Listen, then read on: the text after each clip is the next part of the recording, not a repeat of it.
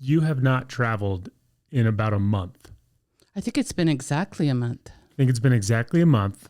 And I can feel you going a little stir crazy, which is funny because you didn't travel for over a year and you were fine. And then you started traveling a lot and then you've been home for a month. And I think I realized it reached its apex last weekend when I think you were pretty much just looking at me being like, what are we going to do? And I'm like, I don't even know what I can do with myself, let alone have any time to think about what we can do. And it's just interesting because we're kind of in similar life places where clearly your friends are of a different age than my friends are, but a lot of my friends are going through what people my age go through, right? They're dating, they're getting married, they're having kids. And then there's Kevin.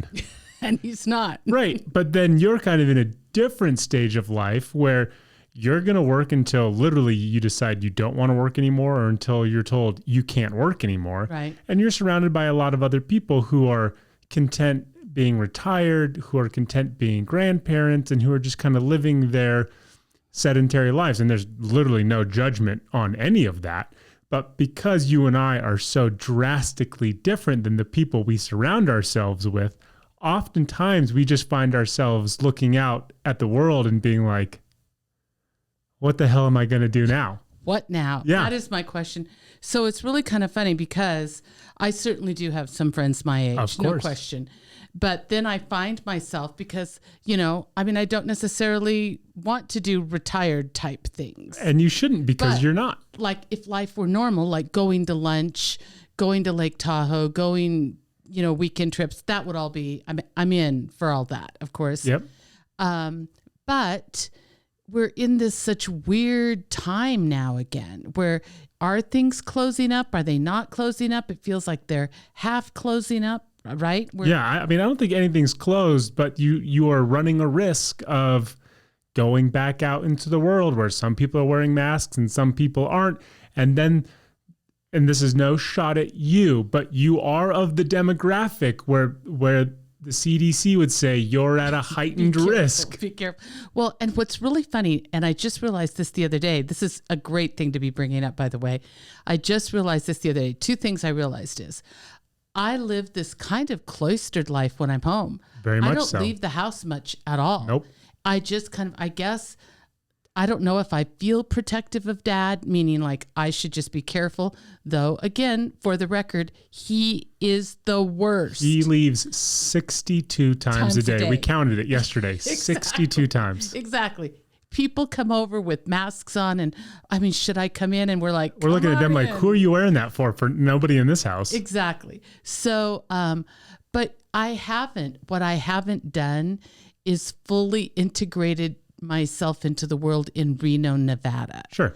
Now, once I get on a plane, I feel like I'm like good to go, that is true. And I feel like wherever I am, if I'm, in Savannah, we talked about wherever, it's like mask comes off. I'm good. Living this big full life. But then I come home and I feel like I'm still in quarantine or shut down or something. I think that's actually really fair. The house itself has given us Stockholm syndrome. Yes, just being in the sure. house. When we walk in here, we're like, can't leave. We can never leave again. But it's interesting that you mentioned when you're traveling, because I've talked about how I have friends in all corners of the United States because I've lived in so many areas. Because you travel as much as you do and you have clients all over the United States, you have friends in all corners of the United States. And again, that's not attacking anybody that we live with here. We live here. People live here. They have their daily, weekly, monthly routines. And if that involves significant others or people having kids or being around grandkids or spending time with their family, that's not what we're a part of, right? So there is something to be said for getting on a plane and saying, hey, I'm going to go meet with people and have unfettered access to them for 2 days or 3 days or even a week. And then coming back home and being like, so it's Tuesday. You know what it's like? It's like we get let out of prison. Yeah. When we go on a trip. Self-imposed like prison. But I did notice this the other day too. I'm kind of doing what you're doing is I have, because some of my friends are retiring, right? I'm moving down and I have now this group of friends that are like 10 years younger, which is exactly what you've done. Once your friends have gotten married and had babies. Where do you think I learned it from? You just go down to the next, pretty soon it'll just be, 30-year-olds hanging out in our house for both of us. That's going to be where it gets weird, Deb, is when you're officially hanging out with people half your age who are younger than your son. Yeah. And you're like, what's up, cool kids? What are we doing on the mean streets of Reno this weekend? Oh, what a dream that I would be able to hang out with the cool kids. Yeah. I mean, what a dream. I just kind of had that epiphany this morning where I thought to myself, I don't battle with the idea that I'm not on the same wavelength as my friends. I just got a whole slew of photos from the baby shower that I went to a couple weeks ago, and they're adorable and we all look great. And who knew that smoke made this great background and everybody looks well lit on all the photos. But I can't help but think, oh, that's probably the last time I'll see them for a month or so. Well, they are going to be having a baby. And then I had that thought too of it's like, I mean, clearly I know a child is coming. I see it everywhere. And then I just think, oh, but when Bev has her kid, everything will go back to normal. Yeah, for everybody but Bev. Yeah, and Rob. Yeah. Yeah. It's those things where, and friends having kids isn't anything new, but you just kind of assume like, oh, once that entity's outside of you, then we can go do whatever we want to do again. Oh, yeah. If you think she's tired now, oh, my Lord, that girl isn't going to be good for a party for a while. But it's just really interesting how the dynamics change and how we're probably really the only people who can relate to one another in this context, simply because of just where we are in our own lives and how the surrounding world is so much different. It's true. From us. Well, and when I went out this week, of course, masks are required now again. And so you're scrambling in the car, like, where's the mask? I've got to go in. I've got to wear it, which, of course, this goes without saying. It doesn't matter who you are. Nobody loves wearing a mask. I have such great respect for the medical community now that has, really wear them all the time in their jobs. But, the mask is the mask. I'm happy to put it on if it'll help me and others. But it is like, aren't we on Groundhog's Day? I mean, aren't we living kind of the same day over and over? And mostly it's in our house. I'm talking about our age and interacting with the people around us, and you keep going back to masks for some reason, and I don't know where the correlation is in your head. I think I'm in prison, and the only time they let me out, I get to wear a mask. Okay, but that's not real. That you can leave whenever you want to. And what I'm telling you is I'm actually trying to get you to say, Kevin, you're right. We're just so different than the world around us. I have sympathy for you. And you're like, but these masks, right? Okay. I'm like, why are we doubling back on the masks? Let me think. We are so different than the world around us. For sure. But this is where, and I said this before, this is where I wish we had an audience right here, because I would love to take the poll of how many of you feel trapped in your houses. Why do you keep coming back to this topic? I don't, there is nothing that I am saying that is leading you in that direction. Isn't it about being trapped in our house? All right, here we go. Hey, Deb, what do you feel about being trapped in your house and wearing masks? I mean, just talk about that. What did we start? I started talking about saying how we're in similar life situations where we're not matched up with the people around us, so the dynamics are different. Yeah. And you're like, COVID, am I right? I don't know. I'm trying to put you back on this path, God. And you're like a toddler. You're just sprinting in a completely different direction. Oh, dear Lord, help me. I don't know how. It's not even that early now. It's 12:30. I was there for a half a second, wasn't I? You touched it. Okay. You touched it, and then you were like, "Nope, I'm not. I got my own agenda. Here we go, coronavirus." Oh Oh my God. Okay. Well, I tried. I had a cold open topic. I thought I laid out the groundwork for it really well. I thought she made good eye contact with me. We were on the same page. Conversation. And then she decided to go full Deb mode and started a conversation having no earthly idea where it was going to lead. And here we are. No better time than now to say, let's start the show. Welcome to the Deb and Kev podcast. One is a Harvard Business School alum. The other is her son, discussing business, pop culture, family, and everything in between. Now, here are your hosts, Deb and Kev. Hey, hi, hello, and welcome to the Deb and Kev podcast. Sitting right there is the Cleo Caso, a.k.a. Ratcatcher 2. It's my mom, Deb. Oh, is that from Suicide? Oh, okay. I'm Deb. And I cherish peace with all of my heart. I don't care how many men, women, and children I kill to get it. I'm the peacemaker. I'm her son, Kev. And this is our podcast. And as Deb just said, you should watch the new Suicide Squad. It's great. On today's show, in Deb's business segment, she's going to take the tables, reverse them, flip them upside down, and talk to us about how you can manage up. We will then come to the new-ish, haven't done in a while segment with the best and funniest and most memorable videos we have seen on the internet streets as we say, good job, internet. And you'll know it's the end of the episode when we start giving thanks and dinner recipes. But first, this is my but first to my but first. Okay. Okay. Do you know that schools start on Monday? No, that's not right. Yeah. No. Monday, tomorrow, well, today. What's the date? That's the 9th. August 9th. School starts. How insane is that? No. So when I was in school 30 years ago. Wait. Of course, I don't know anymore when they quit. When did they quit going to school, or did they go to school? Well, here's what I think happens, right? So we had the normal structure of you'd get like 2 weeks off during the entire school year. Yeah, and everybody hated school. When you went to school. Yeah. Right. And then you had like 4 months off in the summer. It was outrageous. It was a right? long summer. It was just too extreme on either end. Yeah. And then I think they started doing more similar settings to the year-round program where you get like 2 months off in the summer, but then you get way more time off during the school year.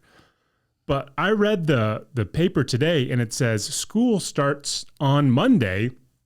Here's what to expect. And I'm like, wait, what month are we in?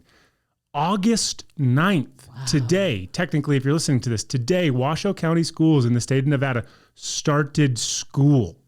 So they virtually lose the whole month of August pretty much. Virtually? Yeah, you didn't get but a week. Yeah. Isn't that crazy? That is a short, but I think they get like 2 weeks off for fall break. I think they get like 3-ish weeks off for winter break. I know they get an actual spring break, and then I think they get scattered days throughout, which makes so much more sense than going to school for 8 straight months and then taking 4 straight months off. Yeah, I agree. I would have much rather have done that when you were little, though.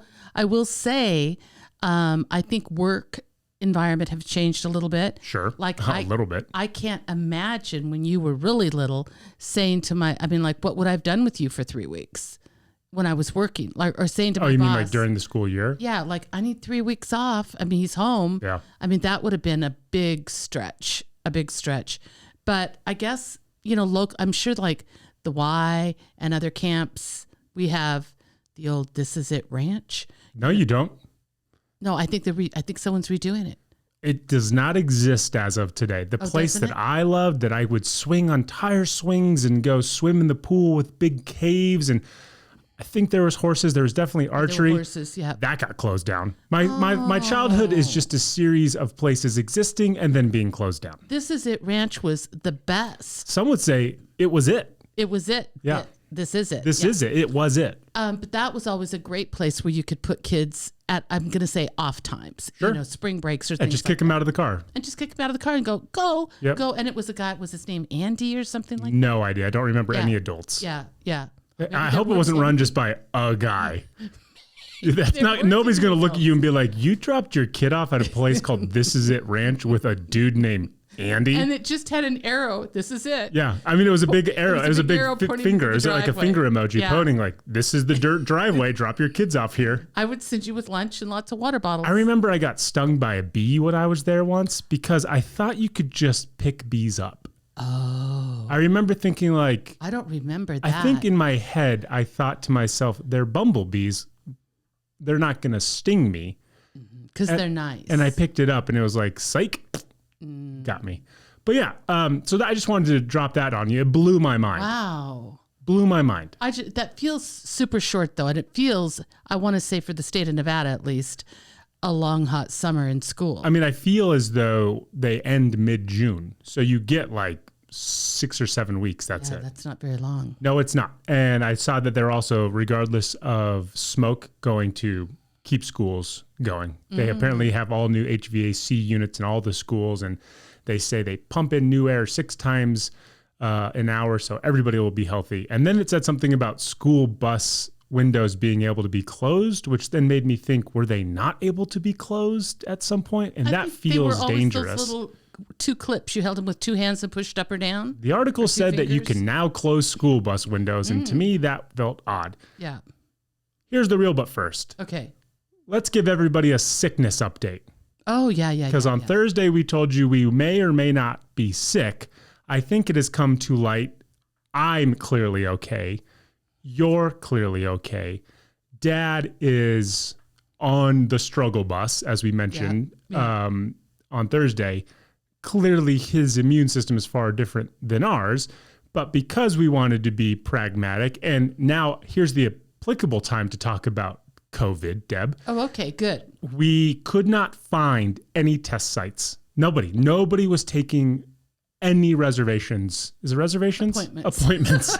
I could not get into the hottest. Is back to the old travel thing. I couldn't find the hottest COVID testing sites in Reno. Everything was packed. They wouldn't take any appointments. So we ended up calling this place called Dispatch, which they just send doctors and techs out to you. Yep. They have all the same equipment as any Doctor's ER office would have. Urgent care. Yep. They literally come to your front door. They call you 30 minutes before they arrive. They have all the necessary facial masks and equipment. They have the doctor who's essentially just putting in everything into the computer. They have the tech who's administering everything simultaneously. Everything. I mean, it was so streamlined. These 2 women could not have been nicer. Oh, they were sweet as can be. They did the rapid test, and the rapid test, fortunately, doesn't go up into your brain. They just do it in your nasal cavities, and they circle it around 5 times in each nostril. 15 times. She said 15, but then she counted 5 each nostril. Oh, did she? I felt like she did 15 on me. I mean, she said 15, and then she counted and did not come near 15. And then they take your temperature. They ask you all of the necessary health questions about your previous issues as it relates to your medical history. The medical history. I realized in that moment, and I said this to you, I have no earthly idea how to interact with people from the medical field. I have no idea. I don't go to doctors. I'm never sick, knock on wood. I've been the epitome of health for as long as I can possibly imagine. And so when they start asking questions about insurance, about primary doctors, about Medicaid, I don't know any of this stuff. I'm a deer in the headlights. And then they always ask, how old are you? And I go, 37. And they look at me like I'm insane. And I know I'm the outlier. That you look like a baby. But no, not even because I look like a baby, because I have no earthly idea how to answer these very benign questions. Well, I felt like for both you and Dad. So I have my child who doesn't know the answer to anything. 0. And then I have Dad who can't tell a story right. Dad, I mean, it was actually... about his own medical history. It was very funny with Dad because they obviously ask you, what are your symptoms? Right. And I said, hey, I know I sound fine and I know I look fine, but I'm dealing with some mild headaches, a little stuffy, a little scratchy throat. In any other year of the world, chances are I just deal with this, but because we're in the middle of a pandemic and it's growing again, I felt the need to get tested simultaneously. You didn't feel good and Dad didn't feel good, and it would just make sense that we live in this StockHOME building that we would all probably be suffering from the same thing. When they got to Dad and started asking Dad all of his issues, if you're new to the podcast, he has stage 4 bladder cancer. He's already been beat up through his own life of motorcycle accidents and not taking care of himself. So he has a cadre of physical issues. I mean, infinite. They are mounting every single day. Though the weirdest part is if you saw Dad walking down the street, you'd think he was just fine. Or he was lost. Either one. Either one. So they start asking him, like, what are his symptoms, right? And now listen, I just said headache, stuffiness, cough. He's like, oh, I got this really bad brain fog and my lower back hurts. That's been happening for 30 years. You know, yeah. I feel like I don't have a lot of muscle strength. These women are like, do you have any like COVID symptoms? Are there anything COVID related? And he eventually steered his way back. But like, I'm surprised he didn't say, and do you have any chemo treatment in there while you're here? They had the patience of Job with him, and obviously they understood who they were dealing with. But it was very funny just to watch me have no earthly idea what I'm saying, and then watch him just go through his laundry list of ailments to these women. So I interrupt Kevin to tell them everything about Kevin. And then at one point they say to Dad, like, does cancer run in your family? Which it does. And we've just had genetic testing. Big time. And we found out it really does. And so he goes, now, there's 7 brothers and sisters and a mom and dad to choose from. There's more cancer than there is no cancer in his family. There's more cancer than there is no cancer. And then he goes, well, and then he looks at me and I go and I launch and I list them all. It was an Abbott and Costello routine. Yeah. He would say a name and then he would have to think whether or not they had cancer. And then you're off in the wings being like brain cancer. And then he'd say another name, he'd be like melanoma. And then he'd say another name and he'd be like stage 4 leukemia. And it was just like on and on and on. And again, these women could not have been nicer, but probably left being like, what the hell is happening in this house? Yeah. No, but were they great service? Great service. They said that the whole process takes an hour from when they usually step into somebody's home. And they were so regimented about everything while still giving great customer service the entire time. I thought, this can't possibly take you that long. And because they hit everything they needed to hit with us, and we were so accommodating, I think they actually got out within an hour. Yeah. But can you imagine if they were just dealing with like one person like Dad, no offense to Dad, was like Dad, they would be there for 2 hours. Yeah, it would be, if somebody was really infirm, I mean, like, it would be really hard. And there were 3 of us. Yeah, absolutely. There were 3 of us. And so they swab our noses. This woman did you notice that it was a puppy pad that she placed all of our stuff on? Funny. Yeah. So it was like a little small dog in-house puppy pad that she placed everything, and she drew columns on it, and it was Deb, Kev, and Gare, and she placed all of our tests there. She placed the times that she had swabbed. She had all of our IDs associated with each column, and then she set 3 different timers to let us know when 15 minutes was up. And the 15-minute rapid test came back, and we probably should have led with this at the beginning of the story, but none of us have COVID, which is good. Fantastic. Yep. I was probably feeling better that day than any day prior. They then take one more swab that they bring back to an actual clinic to test, because then they do that long form COVID test as opposed to the rapid one. And if they don't contact you, you're negative. And if they do contact you, you're positive. We have yet to receive any information about that. So I assume that test came back negative as well. So I guess it's good that we just felt bad and that Dad might have the flu. Well, and the one woman did say on the way out, she said, you've been isolated for a year and a half or whatever it's been. You've been wearing a mask for a year and a half. So on one hand, how great it is. Everybody really protected themselves, but then you just went out. It's normal that you're going to catch stuff, True. Right? I mean, so she said, we're seeing a lot of this. Although I thought about this the other day. I think I conservatively wash my hands 5 to 6 times a day. And that doesn't even count when I go to the gym and I take all those like disinfectant wipes. So I probably hold 20 of those a day. So if I think about the amount of times my hands are disinfected on top of washing them, on top of the disinfectant wipes, on top of hand sanitizer, and on top of showering, it's amazing. even have moisture in my hands, let alone would get sick. I think I'm the same with that. And I know I really haven't even given up hand sanitizer in my car. I'm still, kind of careful with that. But no, I think like I'm probably my thankful today is going to be, spoiler alert, that we don't have COVID. And now we're not going to let her use that. Oh, no. And I'm going to have to think of something else while we're doing the show. So it is, there was relief. Because it is that thing of like, I have a trip planned, like how long? Oh yeah, big time. Symptoms, no symptoms, all of that. And as we kind of finish this story, it's the day we're getting tested and you and I are standing in the kitchen and Dad walks in and he looks awful. Like he looks totally run. Well, we woke down. him up from a nap too to do this. Looks awful. Like he looks like somebody kind of beat him up, right? Yeah, he doesn't look good. And we go, hey, where are you coming from? Oh, I was out at the golf course hitting balls. And I look at you and I'm like, what? Because we have a COVID test scheduled for the day. He clearly looks and feels horrible. And he just nonchalantly, I was just out amongst people. No big deal. Earlier today. And I look at you and I'm like, you have to say something. So I went in the bedroom and I said, hey, honey, were you really out hitting balls? And he goes, yeah. And I said, but we're having a COVID test today, remember? You don't feel good. And he looks at me and goes, yeah. He goes, well, there wasn't really anybody around me.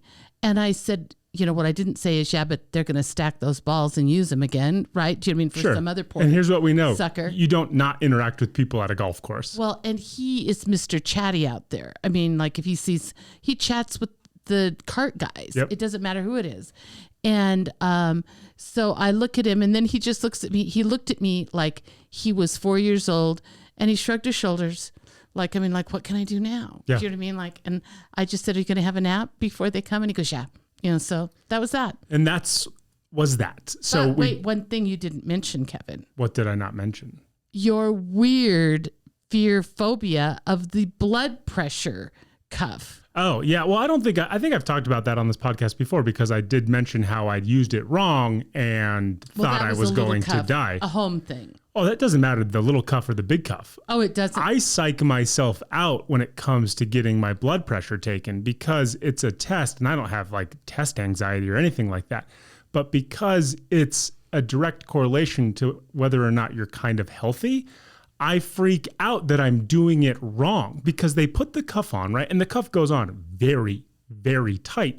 And they say, just be normal. And it's like, well, this isn't normal, right? Yeah. This isn't normal because I'm now hyper-focused on my breathing. I'm sitting up like super erect so that, I don't know, the blood flow is going through my head. And they're like, don't talk, don't look around, don't do any of this stuff. And then I'm so conscious of just, I don't know, existing that I can't help but feel that I'm spiking my own blood pressure, which then is going to give a result that's not indicative of who I really am. And they're going to look at me and be like, hey, everything's good with you, but you're probably going to be dead in 5 years. Yeah, and your blood pressure was like 110/68. I passed it. I nailed it. So it was great. Debbie, let's talk about probably one of the hardest things that can actually happen within a professional setting.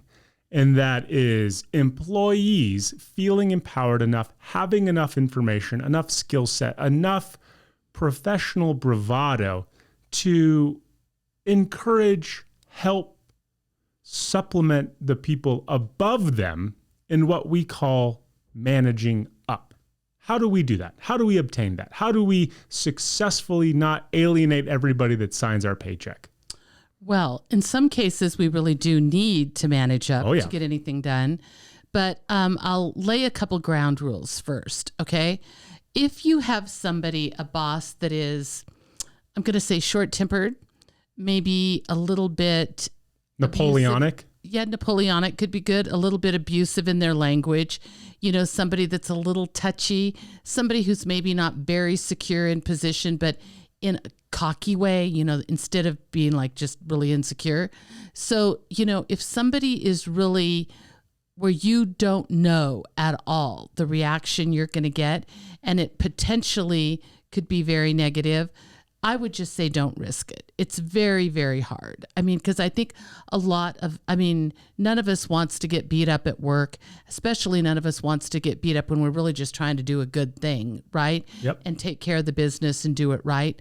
So some people, I think what I want to say about good bosses, healthy bosses, but even bosses, I think sometimes who are a little bit insecure appreciate, and I mean insecure and like, in over my head a little bit, appreciate some guidance from those that are underneath them that may know more. The boots on the ground. The boots on the ground, exactly. So again, I fall in this sword all the time, the Brene Brown of, don't trust people that haven't proven themselves to be trustworthy, right? Yep. So we're assuming that we have a fairly decent, normal boss, okay, who isn't going to take a bat to us. Big assumption. For a suggestion, all right? So I think a lot of times is, for a lot of bosses, they're just overwhelmed. They've got a lot on their plate. They're looking at things from a 5 or 10,000 level point of view, and they're missing some of the small things that affect all of us with all of our boots on the ground every day. And so I think there's some things are just reminders, like if you're in a meeting or a conversation, it's like they say, let's do this, and we just need to gently remind them that will affect that. Do you know what I mean? I think a lot of times with the boss, a good way to do it is to phrase it in a question, even though we know the answer. I mean, we do that with children. I mean, and it works all the time. And I also think the other way to do it is to give them like a choice, like, hey, would you rather have us do it this way or would you rather have it do it that way? Meaning that neither one matter. We just want direction and then we kind of know where to go. I do think sometimes it requires a real explanation. Like if we do that, that will affect us like this, right? Do you know what I mean? And so we're kind of guiding them through it, if you will. You're giving them the answers to their suggestion before you actually go out there and just do something fruitless. Right. I do think, if somebody has a great idea, I think somebody should get credit for that great idea. I do think sometimes when you're managing upwards, when you're really attempting to actively do that, which means you're trying to influence somebody, right? Is that you have to be willing to not get credit for your great idea because you're more attached to the bigger purpose than you are that particular thing. Does that make sense? For sure. Yeah. And so I think for me, it would be, I think I've done that just naturally a number of times, depending on, who's my boss, if you will. I think I've done it with extreme consciousness at times as well. Meaning it's a well laid out plan where I've crafted my words carefully because I'd like to see something go a certain way. And I don't see it as being manipulative because I think the thing that I want is good for the company. Right. And it's not just, wouldn't be the only beneficiary of it, right? So there's no malintent, with it. But it happens a lot even with coaching, when I coach people. We don't have a boss, relationship, boss subordinate relationship. But when I want them to see something, through questions, I'll kind of guide them, just if that makes sense, to where I think they probably need to be to see it, if that makes sense. So I do think, I think managing upwards can be such a good thing because if you do it right, I think you end up building this beautiful foundation of trust between you and the person above you.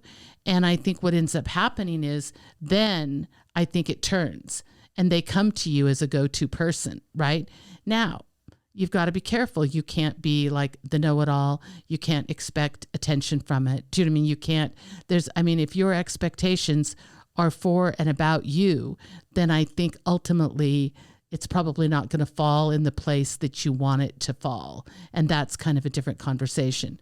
But if we're talking about the good of a department or the good of the office or the good of a business where it doesn't harm anybody else and it will help more than just you, then I think the way to do it is to just manage them through questions, through observations, through what ifs, through giving them choices. I was going to say there is a threshold here at some point, right? Like everything that comes out of a boss's mouth cannot be met with a yeah, but, or an or, hey, that's just not going to work. At some point, a boss gets to, because of their position, just say what they want to say without anybody pushing back, even if it's in the most sincere and heartfelt way of like, hey, the only reason we don't do it like this is because of X, Y, and Z. So is it a pick your battles thing, or is it if it's all coming from a good place, feel free to say what you need to say, but understand that if you're constantly pushing back, or not even pushing back, I don't think that's the right term, but if you're constantly providing different source material or different options, or saying we've tried that before and this is the outcome, or blah, blah, blah, eventually someone's going to get tired of that. I don't care how nice the boss is. You're going to catch them on a bad day. You're going to catch them on a bad day. And here's the deal. Everybody, including a boss, wants people to like their ideas. Yep. I mean, you can't forget that. I mean, everyone, whether they're good or bad ideas, feels like they have them and feels like they could make a contribution. And hopefully you work in a place where contributions are admired and accepted, Yep. right? Mm-hmm. But you're right. You can't you can't be swiping that little, idea down, and you can't always be going over it and reframing it so it's something else all the time, right? Totally. So I do think... Because I think that's where some people get stuck. Managing up is probably actually a bad label for it, because you're not managing anything, right? And you're simply providing a suggestion, like suggesting upwards, because you need to understand that in no way are you in charge of anything. You can provide the most sound, coherent option for what they've said, and the individual can still look at you and say, great, I don't care about that. You're going to do what I tell you to do. And that might be a good person and that might be a bad person, but you are still not in control of the ultimate decision. Even if you have this breadth of knowledge as it pertains to this particular topic, the final say ends with the bigger person in the room. And so I think that's where you have to feel comfortable saying what you want to say, but not be remotely tied to them agreeing with it. Well, and the other part is, I think that you make a really good point about they get to say what they want to say, but the responsibility, you have to remember, for the department or whatever lies with them, Sure. not with you. Totally. Your job lies with you, but the responsibility for the bigger picture lies with them. So if this thing doesn't go right, it's going to be them, it comes down on. So you always want to remember when you're doing that especially if somebody really comes to rely on you, that if they are executing a lot of your suggestions and something goes wrong, they're not going to be very happy with you if they get nailed for it. For right? sure. So, but what I think it would kind of look like, I mean, if we were to use an example here. I'm going to interject. Okay. I know that this is not a one size fits all thing, and Right, you don't for get to sure. say this is black and this is white and nowhere in the middle shall these two meet. But are there opportunities where you can assess a situation and say, this is the time to say something? Oh, sure. Like, do you have just like one or two anecdotal pieces? So mostly what I'm thinking of is new bosses. Do you mean just somebody new? I don't mean new to the company, but new to you as a boss, right? So somebody that's new, they can have been with the company for years, but they're new to you. And I really do think when that person, and if they have awareness, they are aware that all the people that work for them know way more about this department or this thing possibly than they do. Yep. And maybe not about the subject matter, like meaning marketing, but they may know way more about like the details of how this company currently does it, right? Now, here's the thing we have to know about a new person. They're coming from some other department or some other company or some other place. We don't yet know all their information, right? I mean, they may be the Rhodes Scholar of marketing, if you will. So there's that time where we find each other. So I do think there is that time where I'm going to say, let's just call it educate them. Do you know what I mean? Sure. And part of it could be considered managing up, but where we say like, oh, it's kind of like, this is the way we do it, right? Now that person gets to say, not anymore. Right. Yeah. Right. I mean, they do get to say that for sure, especially if they're there to make changes. If the person is really trying to learn kind of the go-to way that you guys do stuff, then I think you do get to offer yourself up as, a real resource, right? And that's a form of managing up. If they came up with something that for sure is not going to work for your company, like if you were, let's just say, and I'm going to use just a really stupid, simple marketing example. If they said, look, we're having this great mailer, created, and it's costing us this much, and we're going to mail it out to all of our clients, and, we'll end up spending $10,000 on this thing. But, I just think it's a really great idea, and it's in the idea stage. If you know that your company has done that dozens of times and has never seen the $10,000 ROI on it, right? Then I think it's okay to say, hey, we've done some of those in the past. The ROI hasn't been that great. How can we do this one so that it will really shake up the customer base and we'll get a good reaction from it? So what you're saying is you're giving them the information. Hey, it hasn't worked before. You're not saying let's not do it, right? You're saying how can we manage through this? Because hopefully then that just starts the conversation of why did it not work before? Yep. And then we can kind of get there. So in some cases, I think you're just trying to influence or guide the conversation. And if you think of the term influence, because I don't know how much control we really ever have, right? Sure. But if you think of influence, then influence is done in, I think, little doses, if that makes sense. Influence up. Maybe that's better. Influence up. So you're trying to get them to entertain different ideas and think about different things, and you're not upset if they think it's their idea either. Fair. You're just really okay with the result.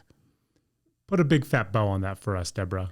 I think, well, first of all, I think it's a great question, and I think it's something we could spend all day long on. I do want to say we got this from one of our listeners. We did. Shout out Abby. Shout out Abby in Ohio. And so I do want to say, I could go all day, because what I'd love to do in doing this is, categorize bosses into 3 or 4 categories, totally. Right? And then say this would work with this type, this would work with this type. But I do think if you are well respected in your position, and I think if you're not just one of those people that's yammering on all the time, right?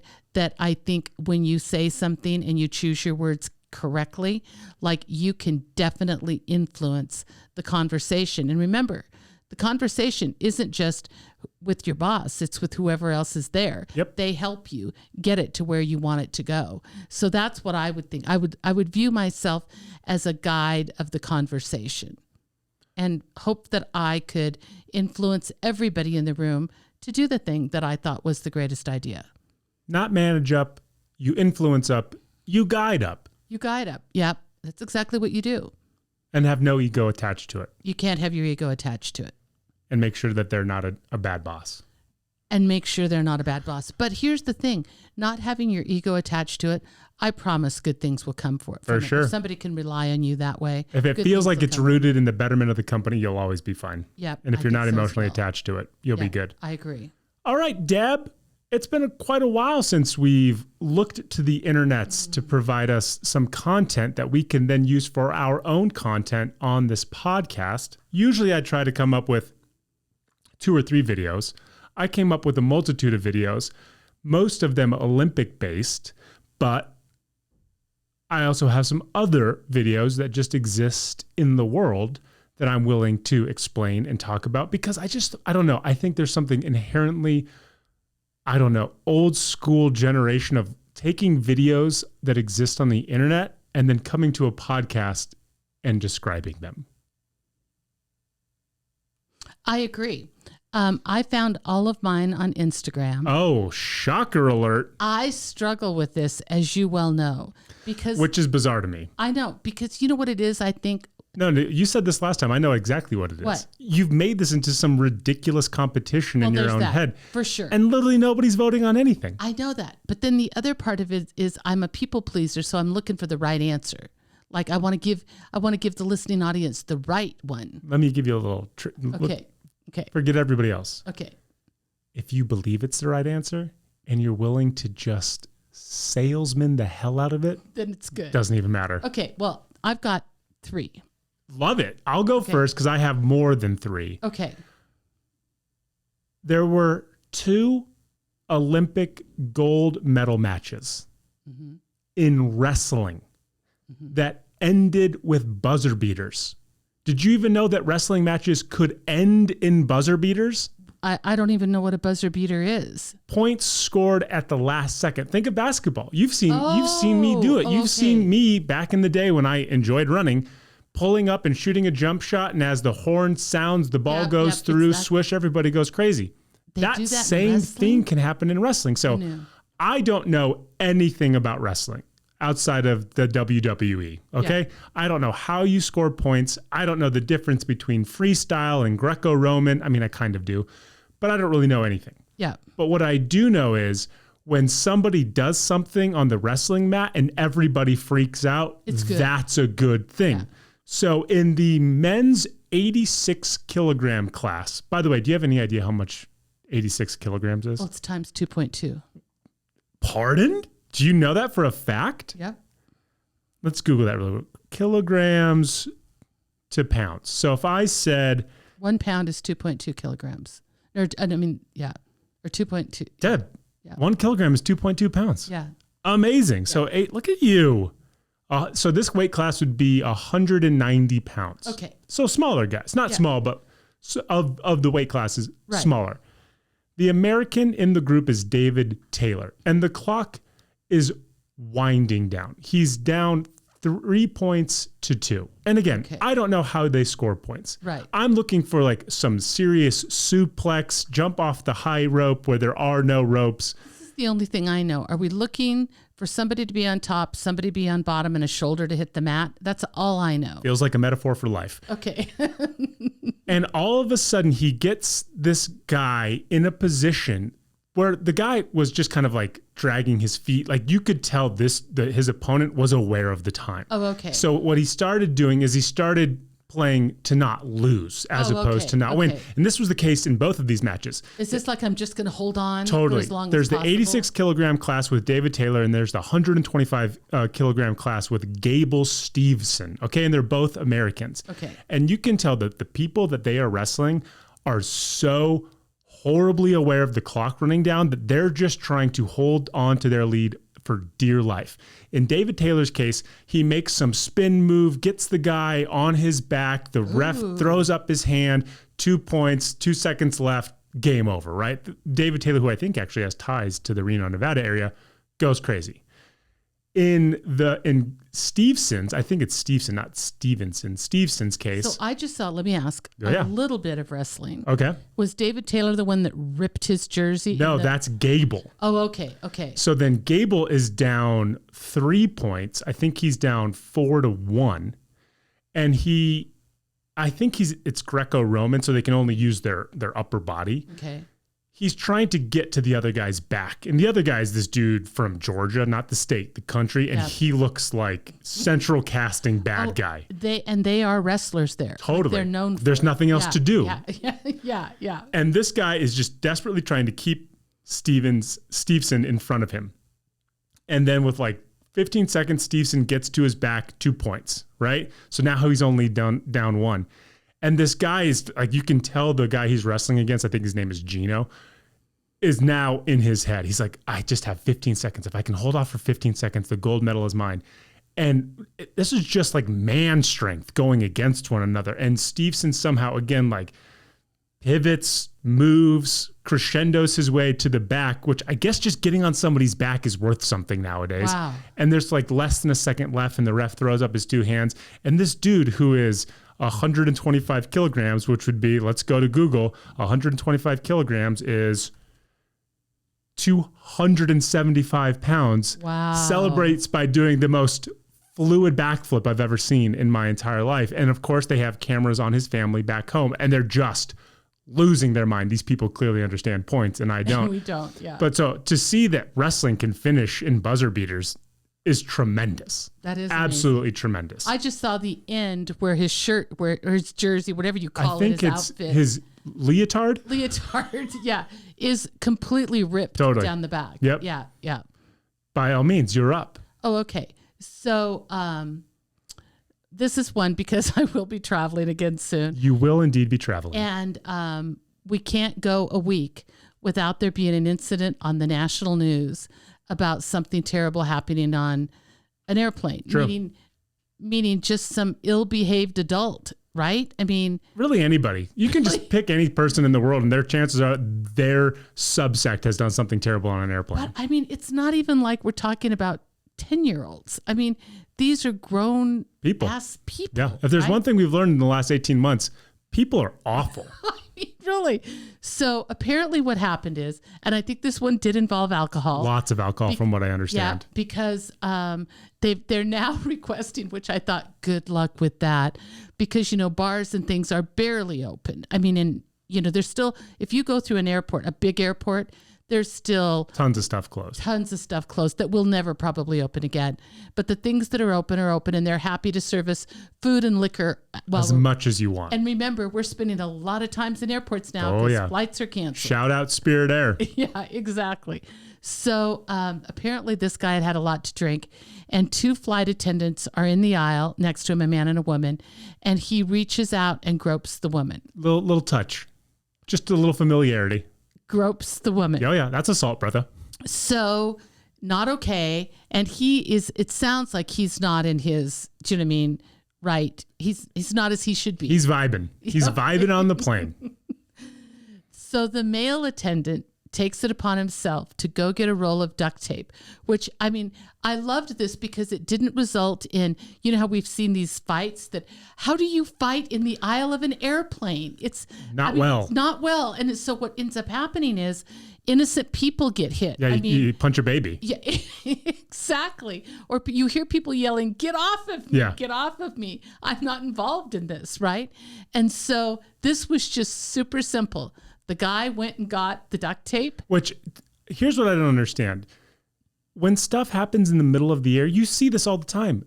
They'll immediately make a decision to go emergency land. They don't care where they are. Right, and especially today. So how having somebody worthy of being duct taped to a seat didn't force a captain or a tower somewhere to say, you need to make an emergency landing. They're just like, let it roll. Duct tape him down. Duct tape him down. So they literally duct taped this guy completely to his seat for the rest of the ride. And around his mouth. And around his mouth so he couldn't say anything. This was so genius to me. Like, nobody got hurt. I mean, the girl did get groped. Inappropriate. Sure. Terrible. But if I'm the girl, this is what I'm going to say. And all the women out there, the last time somebody touched me, here's what happened. Well, no, but if the time that the drunk guy groped me, another guy came and duct taped him to his seat and put duct tape over his mouth, almost worth the grope. I'm not going to lie. Almost worth the grope, okay? Because there is such satisfaction. Empowerment for that, sure. As a woman, that my peer, my colleague on the plane, literally my male colleague went, oh, no, this is not going to happen. And then, I mean, I guess humiliation works better than brute force, right? I mean. Well, here's where my brain goes after this. How much time was left on the flight? And then does everybody just sit around him like it's normal? Like, what if you were next that's to what him? I'm saying. Do you just sit in the middle seat? Because I think he was on the window. Do you just sit in the middle seat and you're just ordering drinks and watching your iPad later? While this guy is literally duct taped to the seat, just spitting out whatever nonsense he's spitting out. What if he's on the aisle and you have to go to the bathroom? Do you say, hey, dude, I'm just stepping on you over you? What I'm surprised they didn't do was look at somebody in the back of the bus and be like, do you want to upgrade a little bit? Great, because we're duct taping people back here. Yeah, this is the duct tape. Like, could you imagine if that happened within the first hour of a 4-hour flight? And they're like, we're just duct taping him. And then what happens if he actually goes to the bathroom? Are you just willing to let him pee and poop his pants? I mean, I don't know. I mean, do you undo the duct tape? Undoing duct tape is a big thing. 1,000%. Yeah. And then when he's clearly getting picked up by somebody or he's returning home, what do you say to them? Like, hey, he'll be out in like a day or two. 1, we have to cut him out of his seat. And then 2, the authorities will let you know when you can come pick him up. Come pick him up. Because I'm sure authorities were waiting for him. 1,000%. It's a great video. It's great because it made you like, all of these other videos where people fight, like that poor flight attendant, they knocked a tooth out or something. Those just are so upsetting. This, like, I don't know, it made me peaceful at the end. It made me happy. Yeah. Like duct tape was an option. Listen, as a white guy, there's nothing better than watching another belligerent white guy get his due. I loved it. So, wait. So, which led me to another story that I want to tell you. When I was in second grade, I went to a new school and it was kind of a firm teacher. Okay. Kind of scared of me. I imagine every teacher was firm in the 60s. I was in the first row, and they were the desks where the chair was separate, little wooden chair scooted up to the desk. You could lift the desk up. Yeah. Anyways, this girl named Kelly would not stay in her seat. And Mrs. Walk around Kelly's what they called her. I think that's a different Kelly. And Mrs. Hall. That's get around Kelly. Mrs. Hall would be like, Kelly, sit down. Kelly, are you done with your work? Kelly, sit down. And I remember. Sounds eerily familiar to somebody on this podcast. We had work. I remember thinking, Kelly, just sit down and work. Like I would get stressed of other kids getting yelled at. Yeah. That's how I was. So she finally gets so annoyed with Kelly. She sits her down and she goes and grabs a roll of masking tape. Ugh. And Kelly has to put her arms up so she can write. Sure. By now, Kelly's sobbing when she realized what's going on. Because she's getting taped to a chair. And masking tape takes a lot of tape. Yeah. And then, I wonder, like, is Kelly wondering, is this going to hurt her little blouse? Or do you know what I mean? Like when she taped the top of Kelly to the back of the chair, then she taped Kelly's legs to the legs of the chair. Sure. So Kelly only had her arms. Kelly got to understand what it was like to be a paraplegic for a little while. Kelly sat there and cried and cried. The teacher brought her tissues. But guess what? She stayed in her chair. And she peed her pants. And she has trauma for this day on. But guess what? She stayed in her chair. She stayed in her chair. And if you didn't think Deb Zehner was going to have a relatable story to somebody being duct taped in an airplane, you're wrong. You haven't listened to this podcast long enough. So there you go. Staying with the Olympics. We talked about the pentathlon a couple weeks ago. Do you remember off the top of your head all the events in the pentathlon? There's 5 of them. Gun. Javelin. No, these are the more obscure ones. Firing a gun and cross country. Those actually happen at the same time. Yeah. Fencing. Yep, fencing. Freestyle swimming and show jumping. Oh, yeah. Those were the really weird ones. Women's final event in the pentathlon. Okay. Is it this like America or anybody or? It's the Germans. Oh, okay. The German athlete Annika Schlu is leading the competition. Now, apparently in the pentathlon, 24 points is a massive lead. And that's what Annika had, like huge lead. And she had placed just out of the medals in Rio. Okay. So she has a 24-point lead. There are 36 other athletes in the pentathlon this year. And by everything I've read, 24 points is a monster lead. Like she's got it. It's hers. The final event is equestrian show jumping. Okay.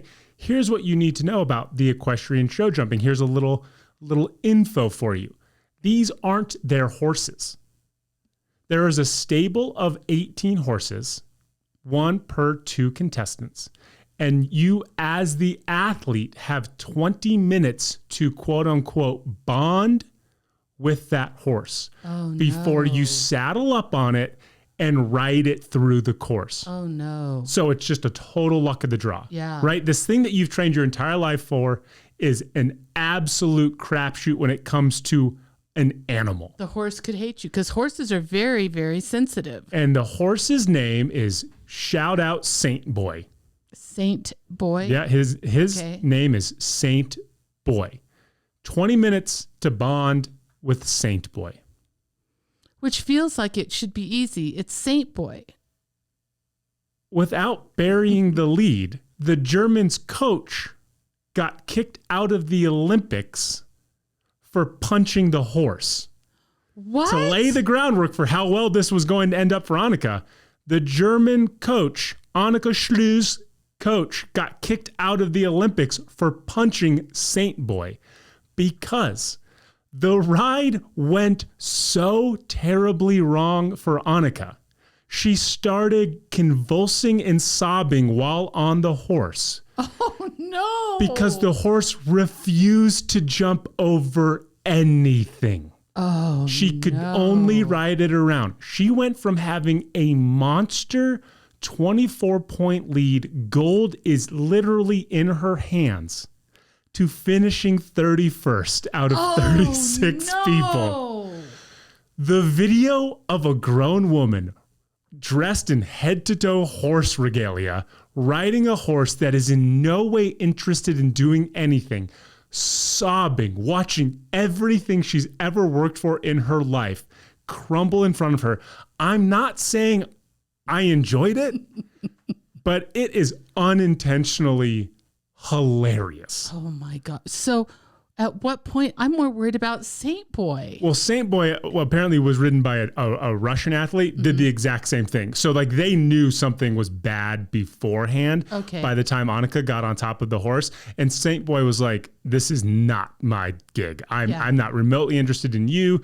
The Germans did wrong by my family decades ago. I'm not going to help you. In fact, I'm going to plummet you down.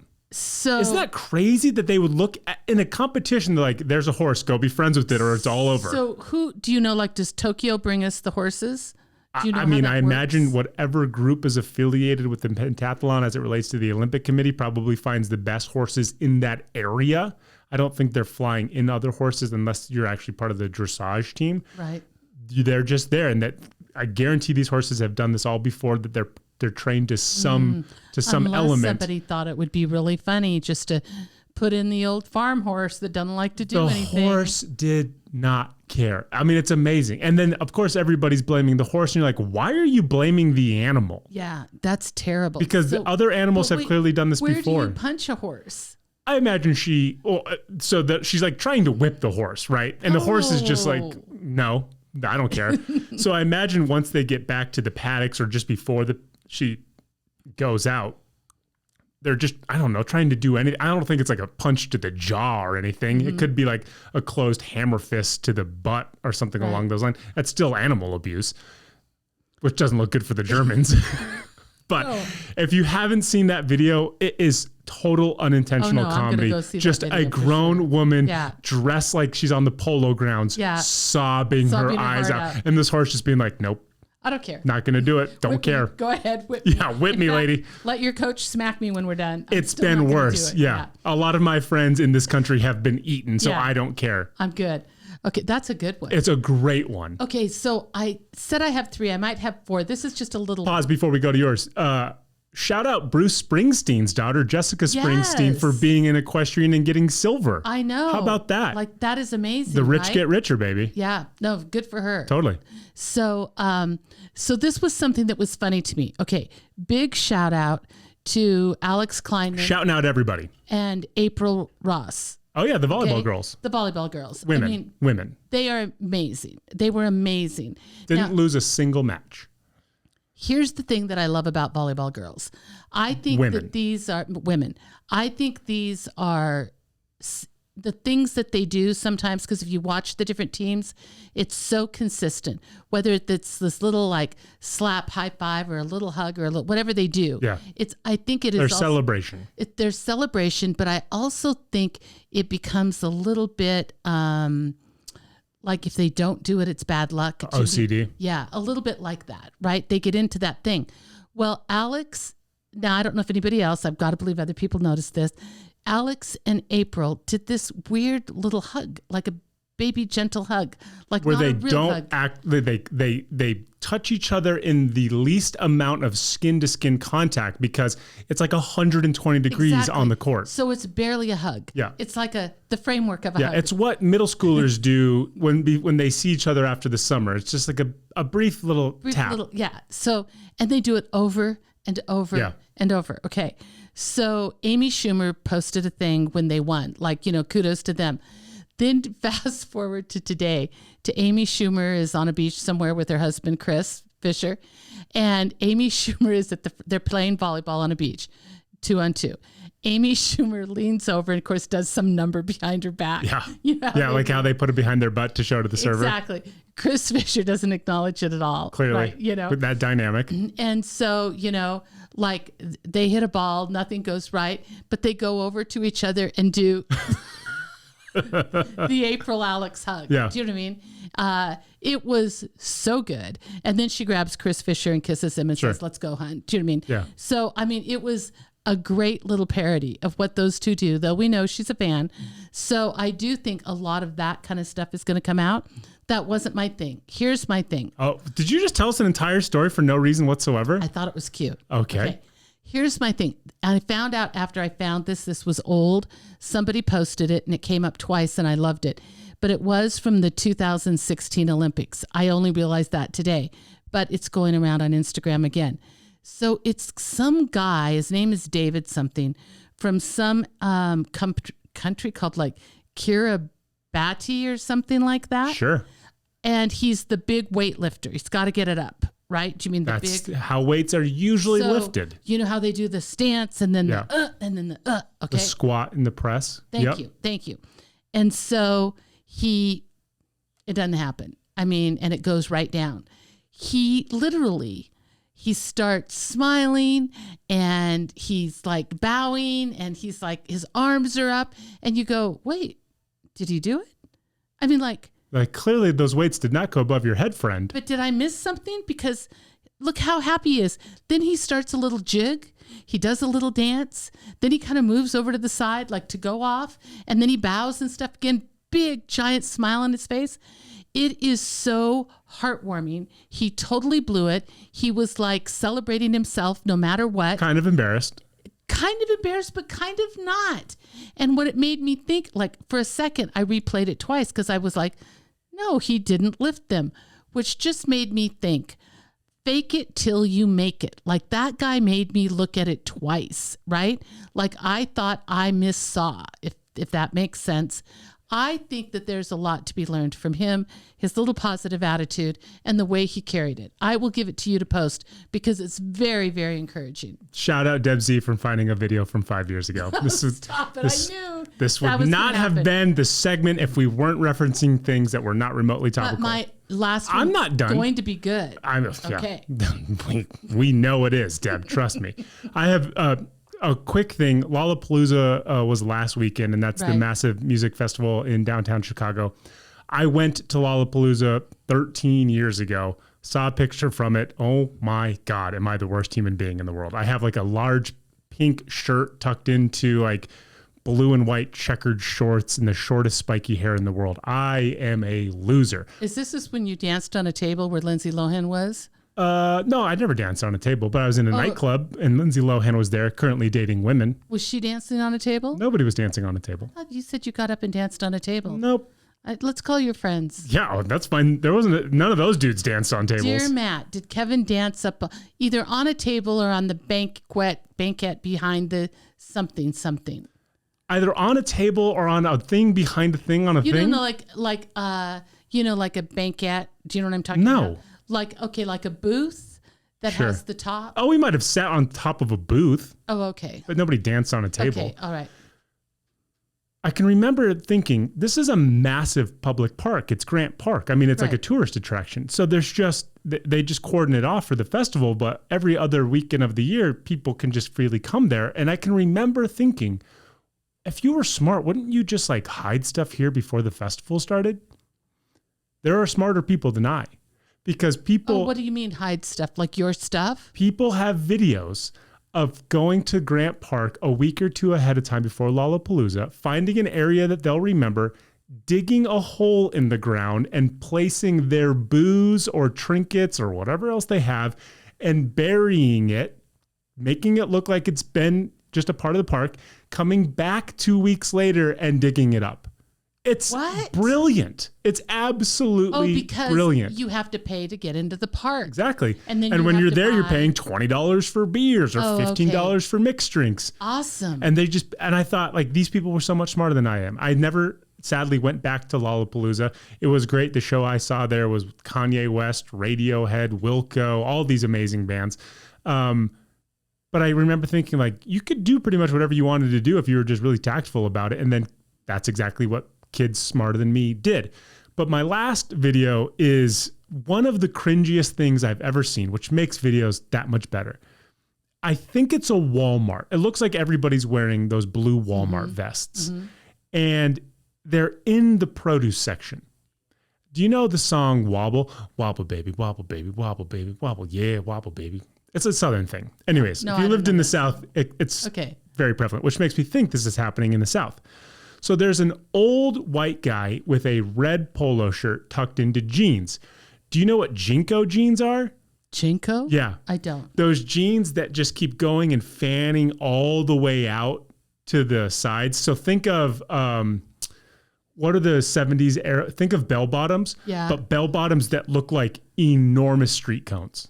Like the opening is bigger for like a whole basketball could fit inside the leg opening. So, I mean, do they start big like at the knee or big up higher? Up at the crotch. Oh, okay. Like, and they start just going down wider and wider. And wider. So there's this guy, he's got to be in his like late 60s. Yeah. A red shirt, polo shirt tucked into Jinko jeans, which were cool for a minute in the 90s. Okay.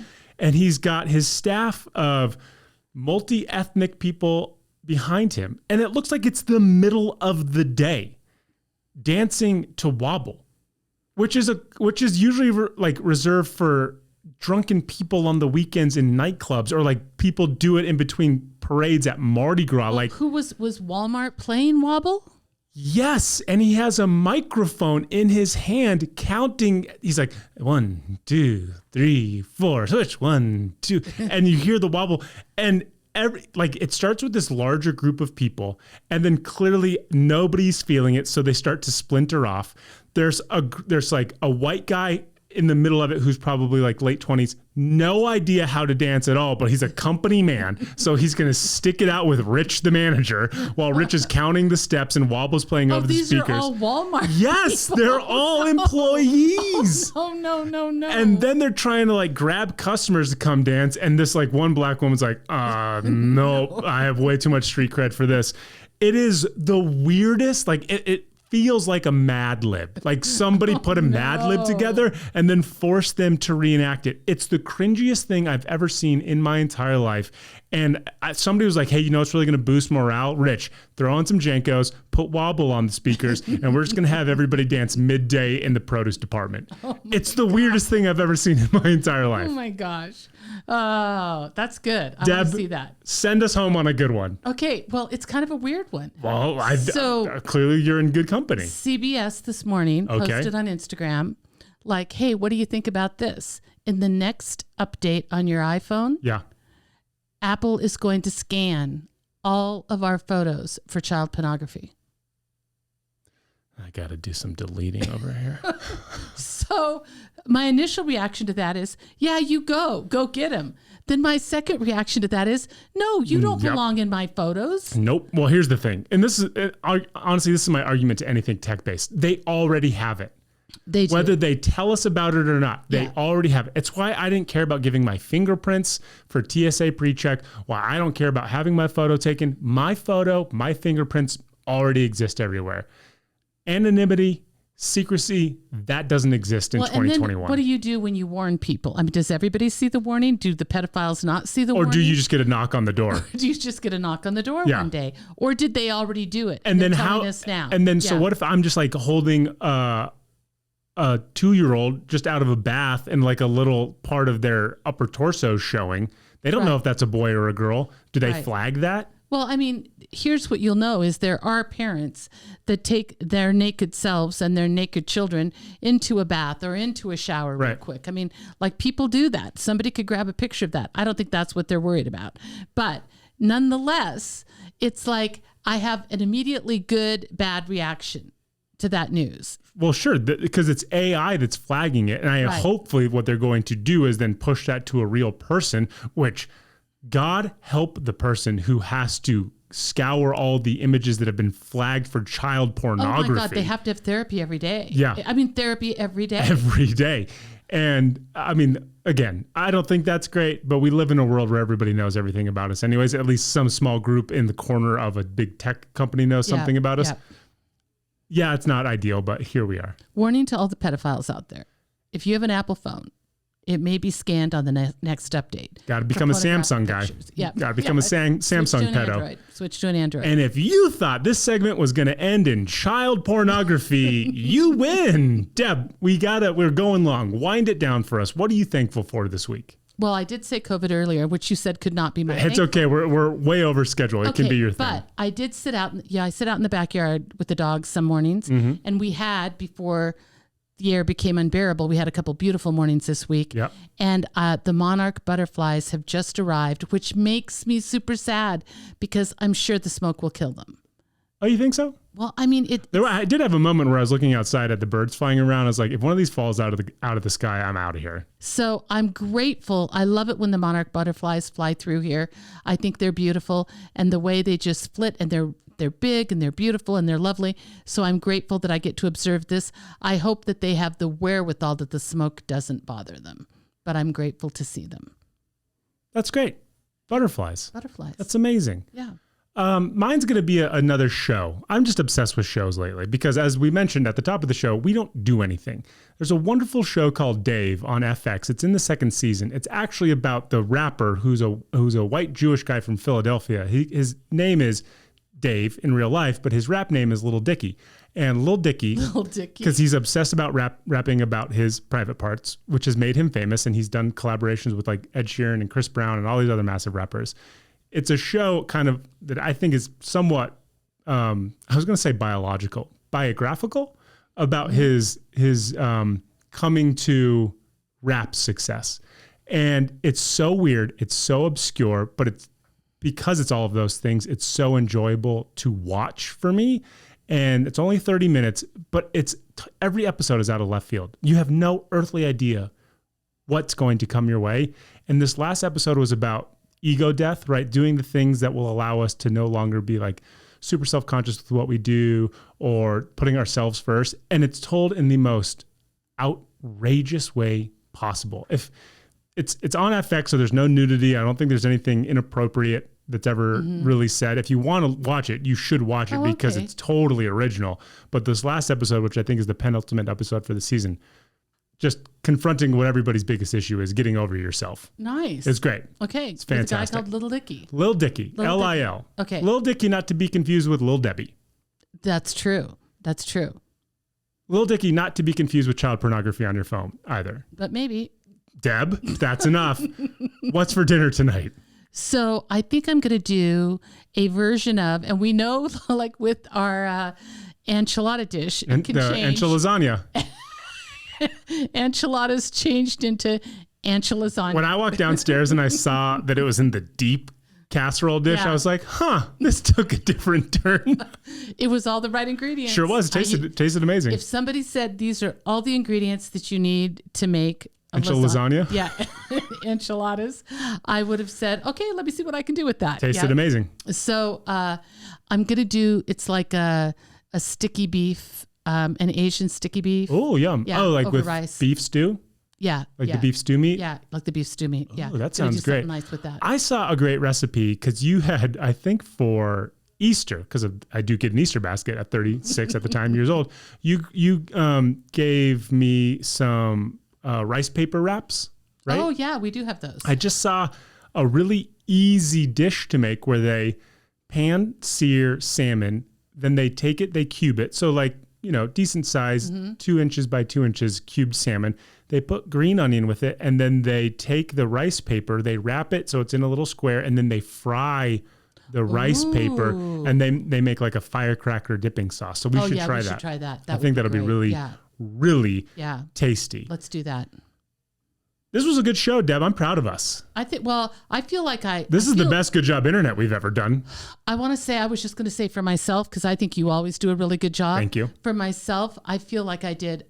I don't have fear anymore now. Now I can, when you say Good Job Internet, I don't want to go cower in the corner. No, you went from Olympics to things from 5 years ago to modern day child predator hunters. You crushed it. I crushed it. You can't pay for that type of entertainment. Yeah, I'm there. That means that's it for us. We're done. If you want to, I don't know if you're even still with us at this point, but feel free, like, rate, and review this podcast. Maybe don't share this exact episode with everybody, or maybe do share this exact episode with everybody. We would love to hear from you. We would love for you to get the word out there. We love doing this. We hope you guys love it as well. And then, of course, if you're not following us, follow us on all of our social channels at Deb and Kev Pod. And this was a recorded episode, which we will put on our YouTube channel at Deb and Kev Pod. So if you want to see us, by all means, head on over there. And our new episodes go live what day, Deb? Our new episodes go live on Tuesdays. Good job, Deborah. Mom, I love you to death. I love you, baby. We'll see you guys on Thursday. Thank you for listening to the Deb and Kev podcast. Remember to like and subscribe wherever you listen to this podcast. Follow Deb and Kev on Facebook and on Instagram and Twitter at Deb and Kev Pod.